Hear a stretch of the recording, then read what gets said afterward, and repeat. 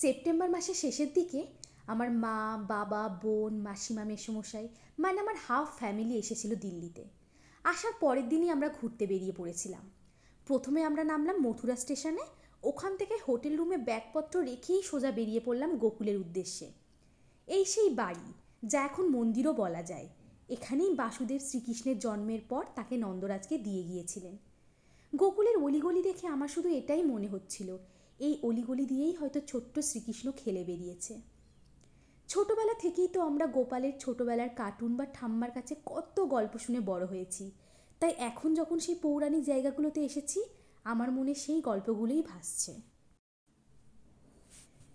এরপর আমরা শ্রীকৃষ্ণের জন্মস্থান অর্থাৎ কংসের কারাগারে গেছিলাম।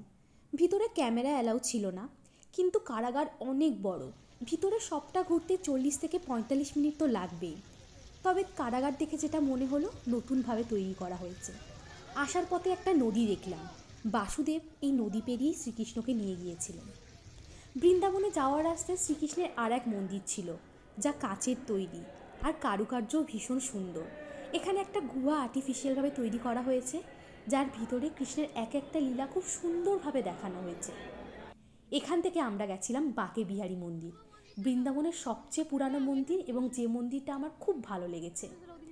গাইড যখন এই মন্দিরের ঐতিহাসিক গুরুত্ব সম্পর্কে বর্ণনা করছিলেন, সিরিয়াসলি আই ওয়াজ থ্রিলড। এখান থেকে গেলাম রঙ্গনাথজি মন্দির। তামিলনাড়ুর রঙ্গনাথ মন্দিরের অনুকরণে এই মন্দির তৈরি হয়েছে। এখানে ব্রহ্মোৎসব মহা আয়োজনে পালন করা হয় এবং প্রতি বছর রঙ্গনাথজির রথও বের হয়।